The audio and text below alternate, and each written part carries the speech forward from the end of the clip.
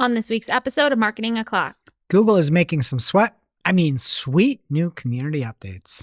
The negative key word on the street is Google Ads is launching some exciting new PMAX features. And we're feeling the holiday cheer. New Meta Ads tools are here. All on today's show. Welcome, you are listening to Marketing O'Clock. Just stay tuned. Digital marketing news, but let's get specific. Digital ads, SEO and analytics, social media and more. Pretty much everything that'll make your website perform. With new shows every Friday. We give you the news with sass and puns and definitely hot takes. Thank you for tuning in. You know what time it is. It's officially Marketing O'Clock. Settle in, sit back, keep it locked. Let's hear your Bob Dylan. I have literally none. He just speaks the words to the song and people act like it's music. How does it feel? Well, I don't know why I came here tonight. I've got a feeling that something ain't right. Like a rolling stone. I don't know what's going on. Hey there, I'm Christine Zernheld. AKA Shop. I'm Julia Matier. And I'm Greg Finn. And it's officially Marketing O'Clock. Here on September 20th, 2024. And I am so pumped to announce our sponsor for this week's show, Optimizer. OPTMYZR. They have a fabulous town hall series. And you might hear one of us, maybe, at some point over there. And we'll let you know if that's the case. But they have a fantastic set of videos to help you do better. And one of the most recent ones, I had Ben Vignon on, who, an SMX panel mind, a very, very bright person. And Ben was talking to Fred Valleys about Google's U-turn on cookies and what it means for advertisers and how you can succeed and how you can thrive. And how some of the previous thinking may not apply and what you can do. Additionally, Fred had maybe my favorite contrarian marketer out there, Andrew Loke, and Jill Saskin-Gales, who breaks everything down into a simplistic format, which is phenomenal, talking about decoding the future of keywords. So those are two I would start on if you're looking for more information. And they always put out banger articles every week. This week, Ashwin had Google Shopping, 6 ways to structure campaigns and the best practices. And not only is the content good, look at this visual shop. It's amazing. They talk about how you can break out the campaigns, how you can have the ad groups, the product groups. It's all branded. And Ashwin goes in to talk about, do you want to do a grip or a group of individual products, single campaign, single ad and product group? Just great ways to think about shopping. And then last but not least, they have in their resources section, Optimizer Labs, and you can sort of see what they're thinking ahead of time. So there are some things that they're testing out. And if you're an Optimizer client, you can go use and add on. And I just love the fact that you can see, oh, maybe we're going to have an AI-powered slide generator. And we'll tie in with Google Slides to be able to make a slideshow for you based off this information. You can see what they're thinking. Yeah. Nobody does that. Everybody's always like, oh, I'm going to keep a secret. They're like, this is what we're working on. Here's some different labs where it's not ready for public yet. You can try it though. And then here's what we're doing ahead of time. If Optimizer was a publicly traded company, I'd be Jim Cramer smashing that buy button. I would be JT, buy. Stonks with Greg. But anyway, can't say enough good things about the fantastic content that they provide to help you become a better advertiser. And if you don't want to miss all that content, go sign up for the Optimizer email list at optimizer.com/blog. That's optmyzr.com/blog, optmyzr.com/blog. Thanks, Optimizer. And getting into the news here, starting out with some really exciting Google Ads updates. Ginny Marvin posted from her Ads Liaison account on Wednesday, announcing first, a new beta for self-serve campaign level negative keywords that will start rolling out by the end of the year. And then she says, stay tuned for more details, ... I'm on the edge of my seat. You knew what the news was. Well, a couple of days ago, but we didn't, yeah. We still don't know what the new details are. I want to know, is there a limit? how it's going to That's look. This is very exciting and something that people have been asking for. This is something that you could do if you had like a rep in your pocket or like, you know, you knew some people, but not everyone could do it. It was not self-serve.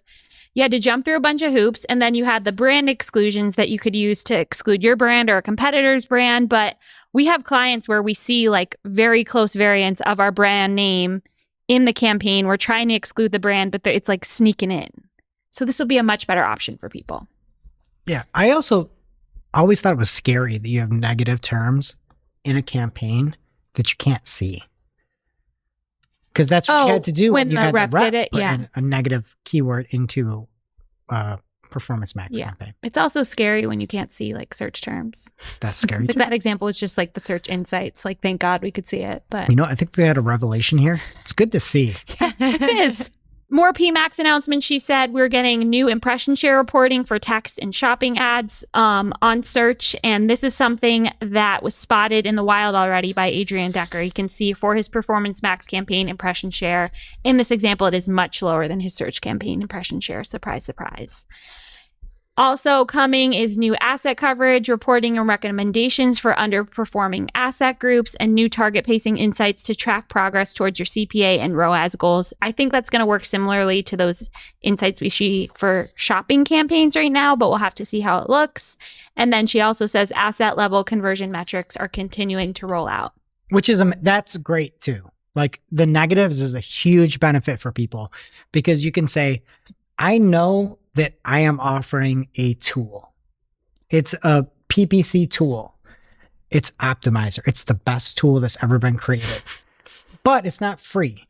So I can go through and I can negative out free, which is awesome. That was my first thought. But this is amazing though, because you can then see not just strength of ads, which is a meaningless metric in my opinion. Optimizer just last week had a post saying that there is a correlation, not causation, between ad strength and success. But being able to see what converts good in Performance Max is huge. Like this is what we want, right? We want to know what works. Yeah. And it wouldn't have been that hard to add it in the beginning. Like they knew we wanted this, but I'm glad we're getting it now. She also continued to announce some new things coming to demand gen campaigns. So first she said omni-channel bidding to optimize across online and in-store conversions will roll out in the coming months. Creative preferences to pin videos to specific formats and services is now available to all advertisers. And Demand and Video 360 will roll out support for demand gen campaigns starting in October. And then she continued to talk about some new AI-powered creative tools that are available in more languages for demand gen. So if that's something that you want to test, you should definitely check that out to see if it's available in your language. Again, all good things. I'm glad they're listening to us. I hope they learned to add these things in the beginning. And if these things hadn't worked for you in the past, like PMAX for some reason, if you weren't allowed to use it in the past, maybe, or it just wasn't working for you, That's the it's worth point. trying again now. That is the point. And I've been waffling on like, do we make like a rant section? Should we pull certain things out or make a rant show? The fact that they launched PMAX and it sucked as bad as it did, and they touted how great it was, I think ultimately hurt the PMAX brand because people tried it. They said it didn't work. But now we just had an entire campaign over this peak season. It's lead gen. PMAX was the best performer. Now we had like pre-qual different things that we're feeding it, but it would have never worked in the past. And launching this stuff, saying how great it is, you shouldn't say how great it is off the jump. Mm-hmm. You should say, this is our new campaign type. We're going to continue to build it, let it go, like and improve, and iterate. But to your point, that's a fantastic point, Shep. Fantastic. And like reps pushing you to use it and telling you it's good too. Like When now, it sucks, though. right? When it sucks. And now they're going to push it again, and I'm not going to believe them. And now it's great. So just be honest. I know. So from The Verge, and I chose Verge as the source of this because I want to read this snippet from their article. YouTube is introducing a communities experience. And The Verge says, the communities feature, which YouTube launched today, which is Wednesday, at the Made on YouTube event in New York City, is sort of a mix of old school forum, subreddit, and Facebook group. Once a creator turns on their community, anyone who joins can post and people can reply to each other.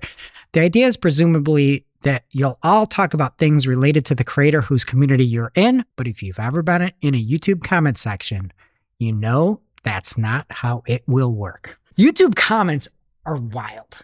Yeah, especially when you're on It's New. I'll say I take the brunt of it over there. But from YouTube, they're saying this new space is linked from the creator's channel, and creators and fans can truly connect on YouTube by building deeper relationships around shared passions. Google historically has never figured out social media, and they're trying to turn YouTube into a social network. I think it's probably the smartest thing they've ever done because they have no clue how to do social. My issue is like, this is all like well and fine if you're on Instagram, but if you're like Cougar Hunter 69 on YouTube and you're like, I'm going to go comment on this video, like it's not really, there's not a lot of like names that you see out there, you know? Yeah. It's also fan initiated. You can initiate conversations and comments from the creator can do that. There's a dedicated space. This might be the worst press release Google's ever done. They've done a lot of bad ones. Are you sure? They need to fire that entire PR team that's probably listening to this right now and responds to me on my emails, tells me to change things. They need to fire that whole team because to look at actually get information, I have to go to The Verge and try to, they would be better off if they had Gemini doing their SEO. Oh. Anyway, there was an example they gave about Natalie Lynn, who was a budding fitness influencer. I couldn't get it to work on desktop, but it did look kind of cool on mobile. So I was looking through there and people were like, oh, it's leg day. This leg day was pretty crazy. But it's just a bunch of like sweaty women in this one. I put a picture in here and I blurred her face out, but I was like, I don't know if I like that. It's just a lot of people sweating to leg day. That's good though. Or like whenever I'm pregnant, I do there's like a YouTube channel for pregnant moms and it's really nice. Like that would be a fun community. Yeah. I mean, I think it'd be cool if you made it like private too. Yeah. So you could like share you sweating to leg day pregnant and be like, oh, not the entire world is going to see this. Yeah, that would be nice. Additionally, from The Verge, because they didn't mention in the article that I could find, The Verge said all the new interaction could be overwhelming to some creators. So YouTube is also rolling out a new cool tool called Community Hub, which replaces the comment section of YouTube Studio app and gives creators a combined view of activity. And there are also some AI systems that can surface good comments. I am bullish on this, I would say. It seems like it could be good. But also, if you're building a community, a social community, and you're trying to do it on YouTube, just know they have never yet got social right. So before you put all your eggs in that one basket of your YouTube community, just know that that could go away in like a year. Mm-hmm. And I think that's the thing where it's like, oh, we've got this goo, what it was called, the short link. Goo.gl. Goo.gl. Oh, all those links have gone away. Yeah. You could do all this work in this community and it could go away. So just know that in the back of your mind. And now for this week's Cool Tool. As a reminder, our Cool Tool segment is not an official endorsement or paid mention. We're simply sharing something we found in our travels that may be of use to our listeners. And is really, really cool. This week's Cool Tool is SEO from the Front Lines, and it's a podcast and YouTube channel from Glenn Gabe. He's the smartest guy in SEO, and so many of our stories are from him, and he has a lot of really great blog posts with some really long names. Which I love. Right. Are you hating on him? No, not at all. I would Yeah. never. He's the smartest guy in SEO, as a wise woman once told me. Yeah, Shep. Shep wrote that. I did say. Is that true? It is. I would co-sign. I'd retweet. Well, Glenn Gabe reached out to me directly to tell me about the YouTube channel because he knows that it takes a long time to read his articles. Right. Yeah, it's great. So this is a little workaround, right, Julie? Right. So if you don't want to read them, he covers his latest blog posts and more on his YouTube channel and tries to keep each episode under 15 minutes. So learn from the best, have it on while you're doing work. We'll have the link in our newsletter and in Discord, so check it out. And Glenn, I completely agree with you. I think most SEOs are full of it. Glenn is not. My favorite part of his podcast is obviously his content. Let me just put that out there. It's not really though. His favorite part is the fact that in the background, you can see on the screen right now, his slew of clock skirts displayed proudly in blue in his That's a trophy lot case. of clock I skirts. literally did not know what that was. That's you know why I what? asked you what it was, Julia. Do you know what? He deserves more. Yeah. He is the smartest man SEO. Julia and Shep, I agree with you both. SEO from the front lines with Glenn Gabe. Now it's time for this week's Take of the Week. This is a #fire digital marketing take with extra spice served up for you. We simply deliver the take for your consumption. We give no opinions. We don't influence. You make the call. This week's Take of the Week comes from Ken Leondras by way of Adrian Decker over on LinkedIn. Shep, you want to role play with me? I guess. Okay, here's the take. It's a meme. And it's the famous Victoria Beckham and David Beckham meme where she's giving an answer and he's creeping in, making her give an honest answer. I just need to give a disclaimer that I think I'm like meeting some British people in a month, and I don't think that my British accent is good, but I'll do it. I heard it. I think it's great. Okay. Okay. Yes, I manage Microsoft Bing ads. What? So you actually go into Microsoft Bing to manage the account? Yes, I even use the editor. Be honest. Be honest, darling. Be honest. It's a straight copy from Google Ads. Thank you. What a meme. Kim. Crazy. Crazy. Are we winning an Oscar? You might. Like, forget You the class probably could. this year. Wow. But yeah, most people just upload Microsoft Yeah, or Google to Microsoft. just make sure you like change the budgets. Yeah, I'll say. Thank you, Kim. Now it's time for this week's Pew Pew Lightning Round. At this point in the show, we split up our content into 3 parts: paid, organic, and social.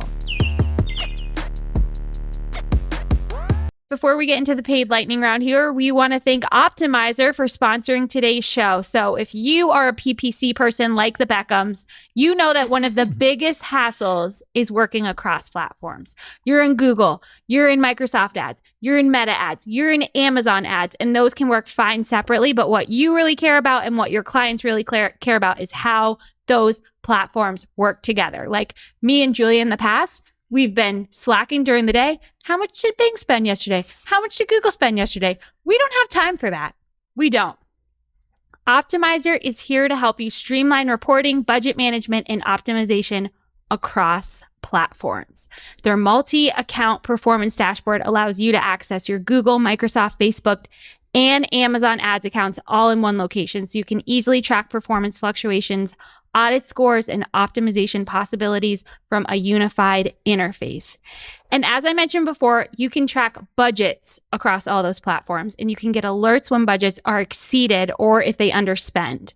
Also, you can automatically pause and re-enable campaigns based on budget targets, and you can see how much you are likely to spend by the end of the month or the quarter across platforms, which is hard to even see in one platform, how much you're going to spend, especially if you're changing budgets throughout the month. You're doing math. I don't have time to do math. So Optimizer's Twitter bio, I saw this today, says, with great ad spend comes great responsibility. And we all know that's true. You owe it to yourself or to your clients to try Optimizer today. It is absolutely free to try, and you can get a free trial now with plenty of time to prep for Black Friday, Cyber Monday. So visit optimizer.com for more information. That is OPTMYZR.com. Get your free trial today. Thank you, Optimizer. First up in the paid universe this week, we have a news story that's coming to us from Nicole Waddington. Ever heard of her? Yeah, she's no longer with us. She's alive. That's how she brought us this news. She's okay. No, she's very much alive. She's no longer part of the program. Well, she is. She is. She's out there in these streets sending us news. Doing the Lord's work. Thank you, Nicole. We needed to know this. This is an email. It's not addressed to Nicole, so it must be like a coworker at her new company. You know what, Nicole? We miss you. So Yes. it kind of hurts. But it says, regarding a prospecting demand gen campaign that was set up in Google Ads Editor. This is an email, seemingly from a Google rep. It says, I'd like to clarify what's happening here. Campaigns are ad groups created through Google Ads Editor aren't automatically migrated for the audience performance section, which is why you're unable to use the lookalike audience feature. So it sounds like even if you made a campaign in editor and put it online, like you still can't add lookalike audiences. Yeah, it further goes on to say that you have to make a new campaign in the web UI to be able to use lookalike audiences. That I had no clue that was real. Who has time for that? Yeah, literally. Again, in a couple months, we'll get an exciting announcement that this has been upgraded, but like fix it now. Like do it when you launch it. Hate to see it. Thank you, Nicole. And if you ever want to hop back here in on the show, if we have an absence, you are more than welcome. We would be so excited to have you. We miss you. Next up, we have an important update for TROAS recommendations in Google Ads from Thomas Assell. So previously, if the TROAS Google Ads recommendation had, like, it would say, raise your TROAS to this and you'll get X more conversion value a week or whatever. And it would say, oh, you should also raise your budget. And it would like leave it up to you. Well, now he says directly integrated into the recommendation, the system already sets daily budgets for you. And if you apply the TROAS setting, you apply directly a new higher daily budget. And he has a screenshot in here if you're watching on YouTube where it says like what the budget is. But if you're not reading closely, I feel like a lot of people are going to be raising daily budgets and not knowing. And to be fair to Google, it does say set a target ROAS, which is the new one that they're recommending. And it does say raise your budget, but it's just one more of those like sneaky little things that if you've been programmed to say, all right, let's try to change the target ROAS, make sure it doesn't say change the target ROAS and your budget, because this change was 50% higher daily budget than the previous change, which is pretty scary. I mean, that could go so poorly. Next up, Anthony Higman is alerting us to an update for YouTube campaigns. He says Google just announced YouTube first position ads in display and video 360. And this first position option ensures your brand is the first in-stream ad seen by audiences when they're watching YouTube. This seems smart. I'm surprised they didn't do it before. Next up, you'll remember last week, Google casually dropped that demand gen campaigns are now eligible to show on Google Video Partners. PPC Greg updated this week from his @PPC Greg X account, and he said, I'm fairly confident that Google accidentally, opted everyone into the Video Partners for Demand Gen beta to get data for this update. How else could they get that data, to be honest? I mean, it's a great thought by PPC Greg. Ask people. You're not going to be like, oh, you have similar with... similar conversions and that, unless they did it for people. Yeah, and he had a screenshot in his account, like of performance that made it seem like that. So pretty sketchy. Next up, Adrian Decker is telling us about some Looker Studio updates. They have new partner connections in Looker Studio Gallery for Meta Ads by Detrix, SimilarWeb Rank Tracker by SimilarWeb, The Trade Desk by Power My Analytics, Pinterest Organic by Reporting Ninja, and SalesMate by SalesMate. And then he says they're also rolling out text wrapping for pivot table column headers. Anything new to Looker Studio is always good. Next up, Anthony Higman found another SERP in the wild ad displaying that is like weird. It's like every week. It's literally. And they're seemingly like pointless. So this one, he noted that it was a search for his brand name, AdSquire. Look them up. And this has competitors in the results. It's mobile. This one's like white, but all of the individual ads have a gray background and it says featured options. They're also garbage matches. Yeah. One of these things is like an agency that's out of like the town I live in. It's not in Philadelphia and they don't do lawyer ads. Wow. It's Flynn, formerly Flynn Martino. I wouldn't use them. But there's also like Yelp in there. There's bark.com. Like, sorry, nobody looking for AdSquire is going to go with bark.com. What are we doing? I don't know. Not anything good. And then there's another example that also says featured option, but it's like under normal ads. And then there's two featured options for competitors and neither of them are AdSquire. So this is actually despicable the more I think about it. Next up. How's that a featured freaking option? What is a featured option? You're looking for AdSquire. You're looking for the man, the Higman. Featured does not equal sponsored. Like, what do they think they're doing? It says sponsored, but like Sponsored's bigger though, right? No, sponsored smaller, and then Oh. featured options is big. Like, what is a featured option? So the craziest part is we are all in Google Ads like 24/7. Our ads are showing up as garbage. I These know. are rat And ads. people are like, who are these people? It's really sad. Barry Schwartz also noticed sticky headers for ad results. This one I think makes more sense. So it says sponsored, and as you scroll, the sponsored label just sticks to the top. Did you watch the video? Yeah. I hate hated it. It says sponsored, and then as you scroll down, that sponsored kind of stays at the top, but it almost looks like the sponsored stuff is back up there as you're going through like actual results. Oh. So initially when this launched and it was broken out, we're like, this is not, they're never going to do this because there's so much emphasis on like the sponsored aspect. This one sort of dupes the user because all the results look the same and the sponsored is just up at the top, and you don't really, I don't think most basic users would understand, even though there is a disclosure there. Yeah. Because it just stays up at the top and it looks like, oh, if I want the sponsor stuff, I just scroll back up, but the listings are actually sponsored. Oh, another update from Anthony. Hey, man. This is another just bad matching example. This matches his phrase match keyword, serious injury lawyer, to one call. That's all. And then he has like clip art of a fork with a hand attached to it in the phrase match keyword to say, stick a fork in it. Phrase match is dead. It's just like, you keep being you, Anthony. To be fair, it has the phrase serious injury lawyer in that term. One call, that's all. Oh, no, it doesn't. I was wrong. It doesn't say lawyer. It doesn't say injury. It doesn't say serious. It must be someone's tagline. But like, that's actually hilarious. Like, It could be for anything, though. Yeah. You could be a plumber and be like, hey, one call, that's all you need. Next up, Joe at the Joe Schmo on X has a screenshot of a recommendation for raising a target CPA in his account. His target CPA is currently at $800 and it's 5 conversions. They want him to raise it. Funny thing is, I bet they're saying, if you look at the numbers, that you could bid lower target CPA, spend a little bit less, and still get 5 conversions. I bet they're telling him to spend less to do the smart move. You think so? Little reverse psychology? I do think so.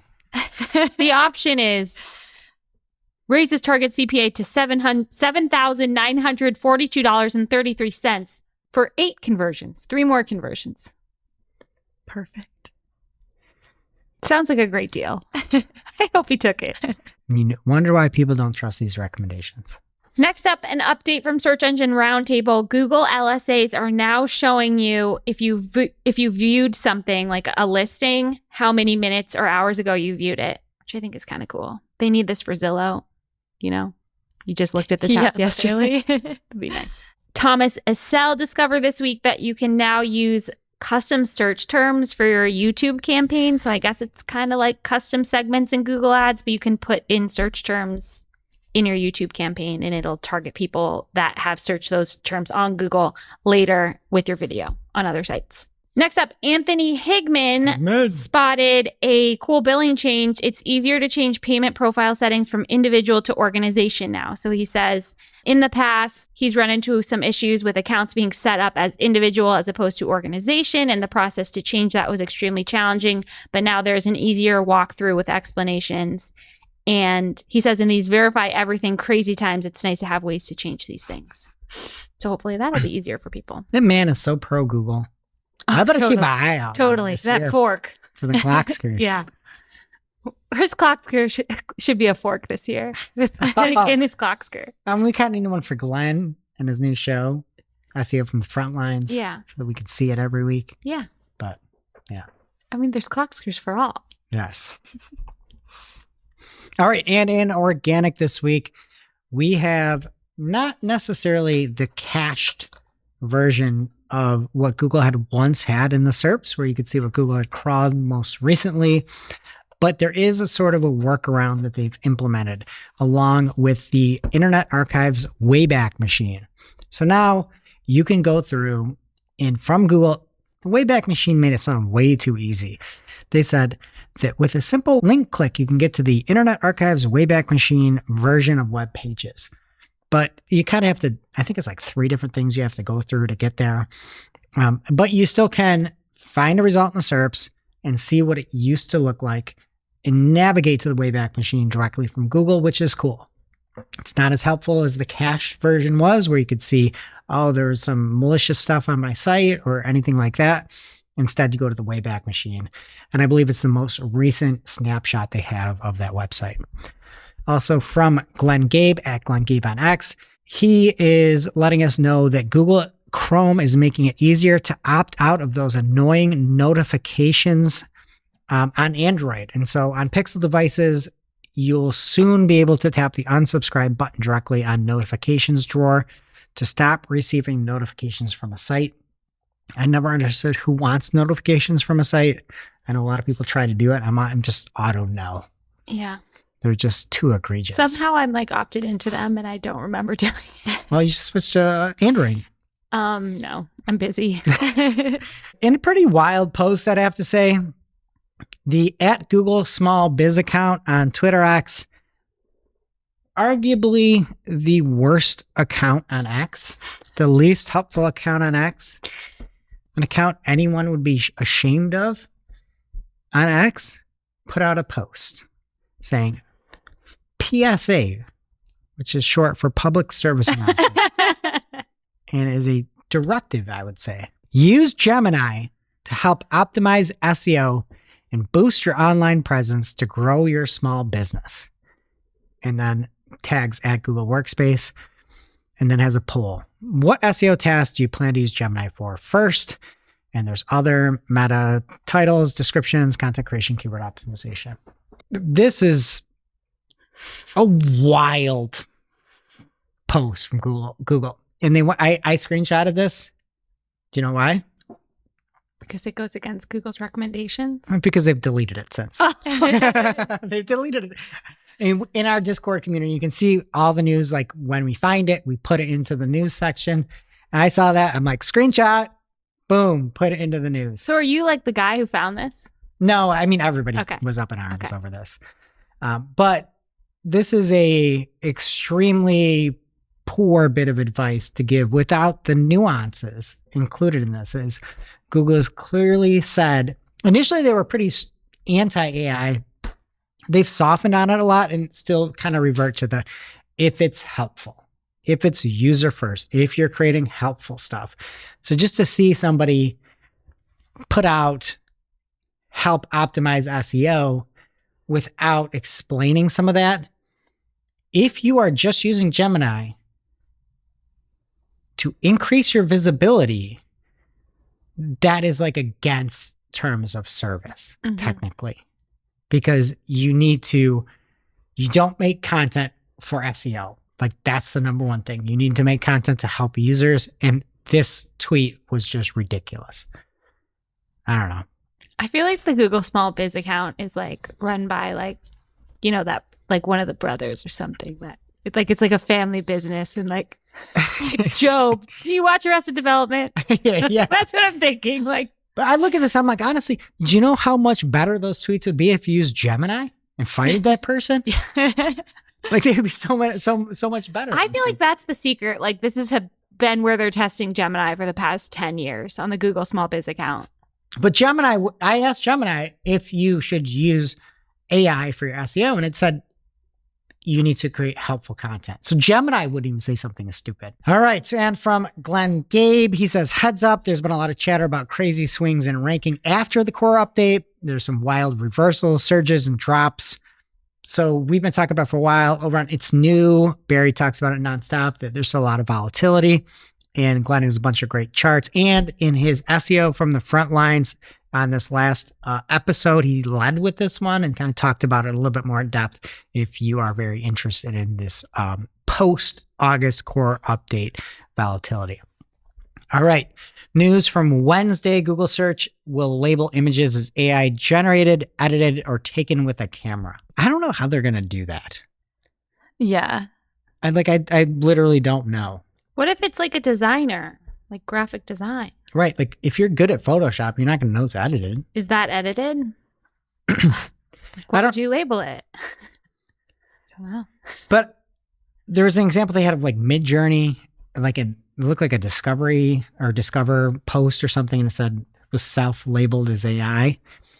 I think all their stuff that they do, especially like Merchant Center Next with all the backgrounds and things like that, I think all that stuff should be like AI generated. I don't know how you're going to say, we just did a photo shoot today. We have some new, exciting, fun stuff coming out. So excited. But if I edit Julia and make her look like silly and I change, how are you going to know that's edited if I'm good at Photoshop?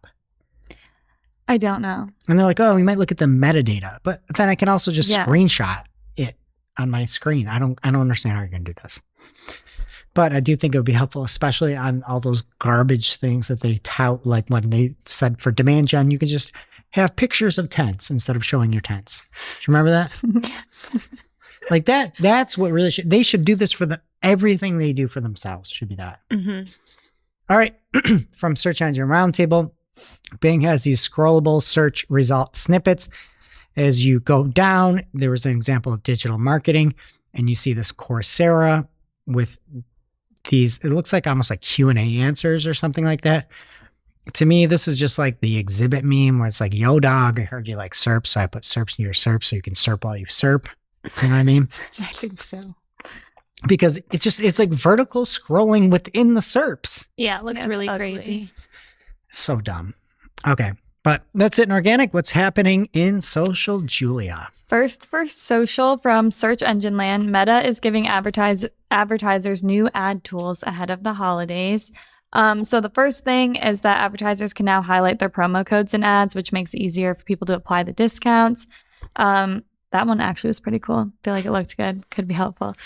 Next, advertisers can use reminder ads to drive people to a mobile app for more in-app purchases with more frequent notifications.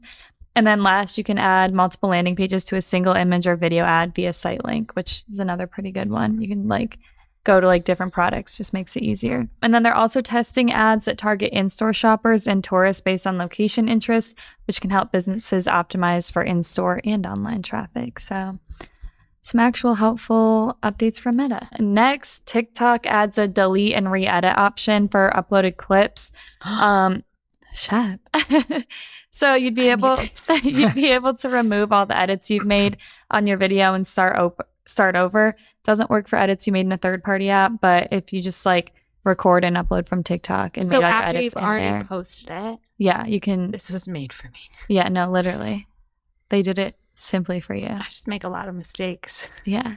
And then last for social, X is working on decoupling its DM functionality. So basically now you'll be able to block someone from DMing you, but not block them from your account. Elon Musk said they're doing this so that if all you want to use the platform for is messaging, but not post publicly, you can, but literally no one wants that. So I don't know. And that brings us to our real life segment, straight out of our accounts and into your ear holes. It's time for Working Hard or Hardly Working, where we talk about what's going on in our IRL work, good, bad, or otherwise. For me this week, I needed to set up an automated rule in Microsoft. It's just amazing. Like everything's so similar to Google in there. And then when one little thing is different, it really drives you nuts. But there, you go to the automated rule page and there's like, it's just blank. Where on Google, it would be like the add rule button. On Microsoft, you have to go to your campaign view, like select your campaigns and then press automate. Like why even have that page Yeah, if you that's can't add stupid. something new? Like, Very frustrating. Julia, what about you? working hard again for me this week is Mountain. I feel like I know I've said it before, but I'll say it again. We had the client like reached out and they're all just like so excited that they see the ad on TV and stuff. And like everyone's just so happy with how it's working. So This is like prime time during the Emmys, right? yeah, you know, It makes me Nice. feel like famous. I'm a celeb, you know? Yeah. And you know, I have like a hate relationship with TikTok. Something working hard is Grace in our TikTok account for Cypress North. Grace just comes to me and is like, do you know the SpongeBob meme? I'm like, no. And she's like, just do this. And it always comes out great. And we have like some big projects up ahead looming.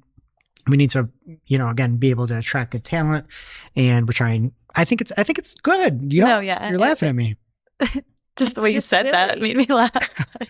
But I think it like shows like who we are and Yeah, no, the fun. vibes and Yeah. fun and stuff like And that. she is helping with Marketing O'Clock LinkedIn too, and she's doing a great job. Make sure Yes. you're following us. Yeah, so at Cypress Earth on TikTok, you can see me doing all sorts of stupid things over on TikTok. Type in LinkedIn or on LinkedIn Marketing O'Clock. Or Is that that too. what you do? No, I was talking about our Cypress North Oh. TikTok, but also follow us Yeah. on Marketing Clock, LinkedIn, and our newsletters there now because of Grace. Yes. Working hard. Now it's time for this week's ICYMI. ICYMI people. This is something you just might not have seen. Maybe something that you overlooked, but you shouldn't have. ICYMI people. Another update from Anthony Higman. Amen. From his X account.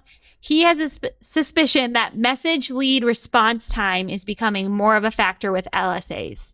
He says he has seen the message multiple businesses in LSA before, but now they appear to be putting response time as a factor. It now says Google selects 4 top-rated personal injury lawyers near you who typically reply within a few minutes. And then he says this appears to be on all LSA categories.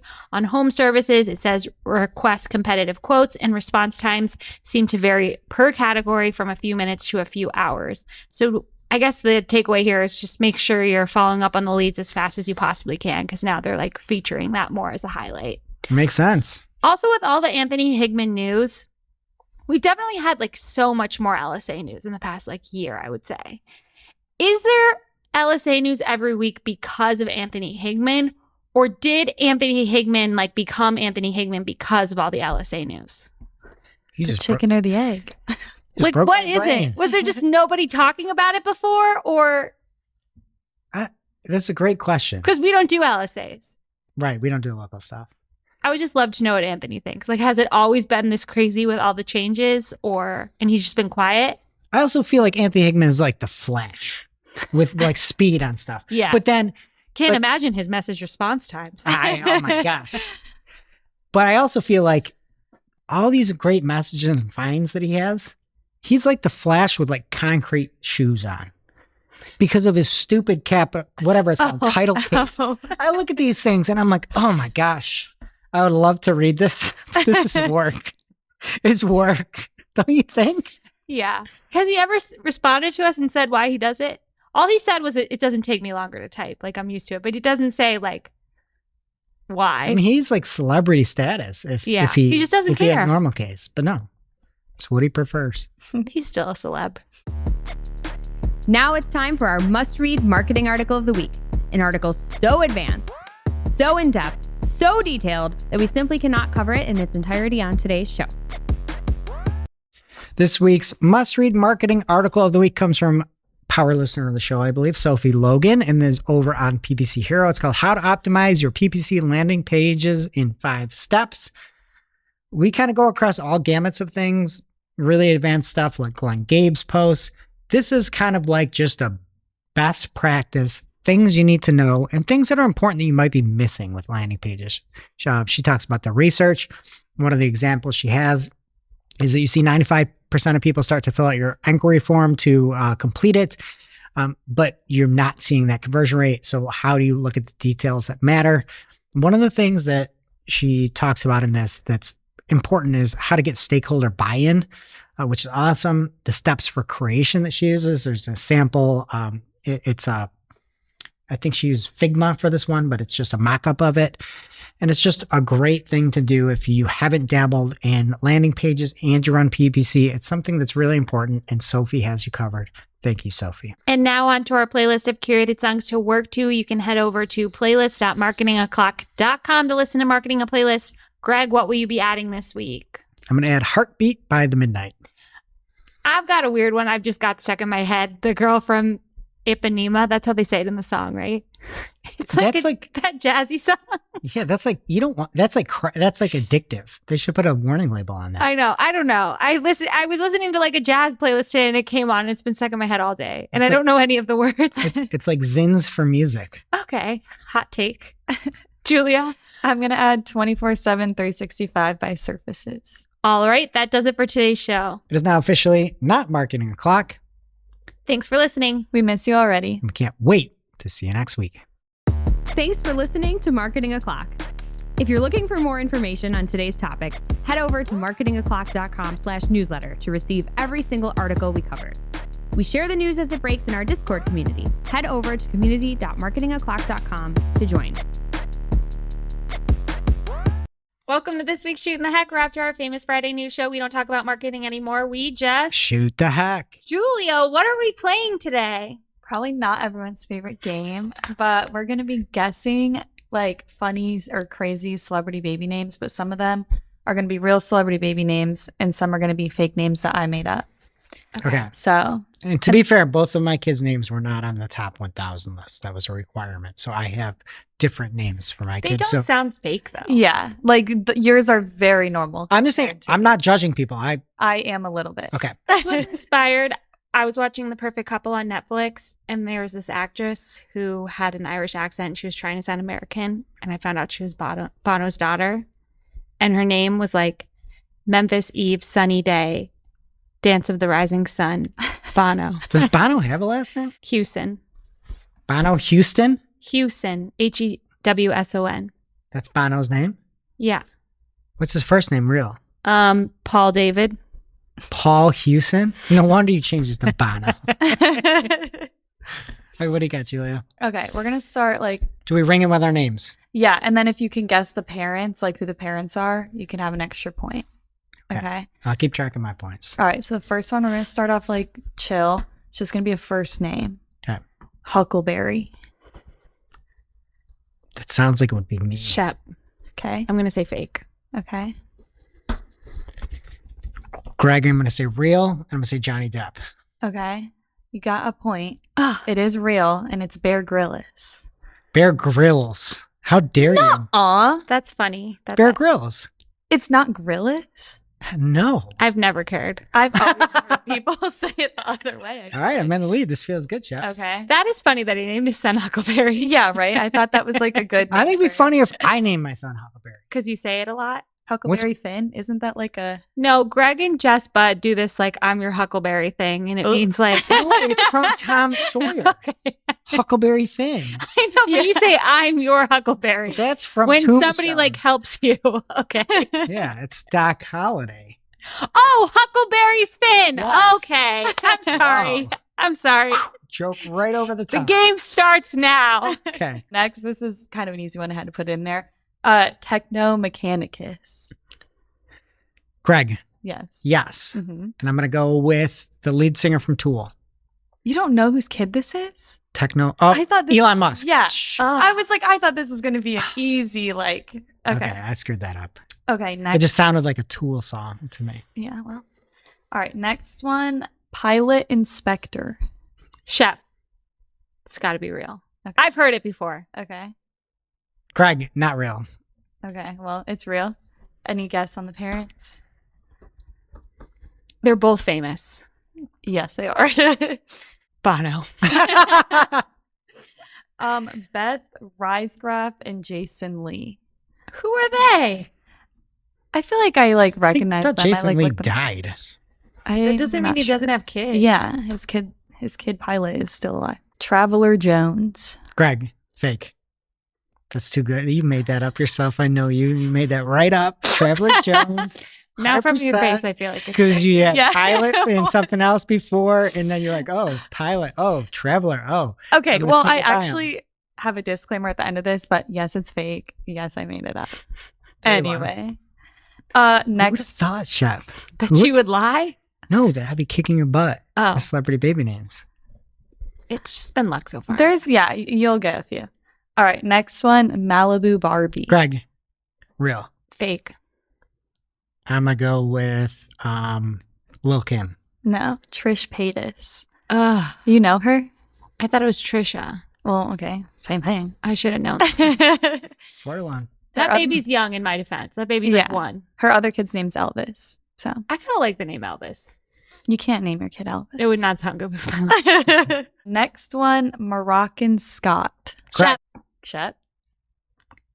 It's true, and it is the child of Nick Cannon. Nick Cannon. Mariah Yeah, Carey. okay. I I knew did. that one. And I think if you play the tape back, I might have got in before her. Well, she needs points, so I'll give it to her. 4-3. You knew both parents? I could have. only know Mariah Carey from Nickelback. I know his twin sister's name too. I deserve those points. Okay, 4-3. Okay. Monroe. Next one, this one's pretty chill, but Sunday Rose. Greg, Yes. real? Angelina Jolie. No. Well, yes, it's real, but no. Nicole Kidman and Keith Urban. I thought you might get that one. Sunday's a good name. Diva Thin Muffin. Greg, Oh my God. fake. Okay. In the name of all things holy, please say. But I think I have to go whatever Greg doesn't say, so I'll say real. Yeah, it is real. What? All right, it's 5-4 right now. Who are the parents? Adelaide Zappa and Frank Zappa. Oh, Do you know them? I had to look them up. Next one, November Rocky Stone. Greg, fake. It sounds too real. Okay. That made me think it was fake. I'll say real. It's fake. Oh. Okay. 6-4. If you just know Julia, you know this game. Mm-hmm. See, I'm a little offended because of what I'm going to say at the end. But anyway. Okay. Next one, Petal Blossom Rainbow. Greg, real. Really? Yeah. Who? I'm going to go with Lisa Presley No. No. and Michael Jackson. Lisa Presley's daughter is Riley Keough.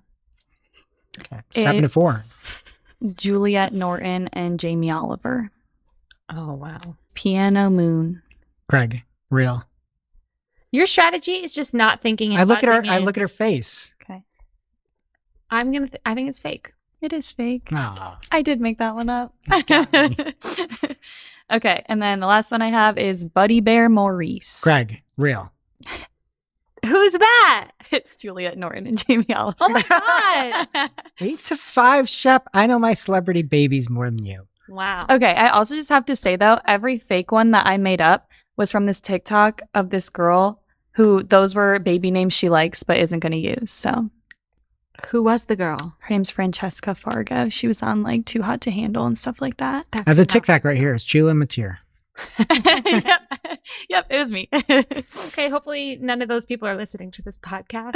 We'll see you next week. It's officially marketing o'clock. Settle in, sit back, keep it locked.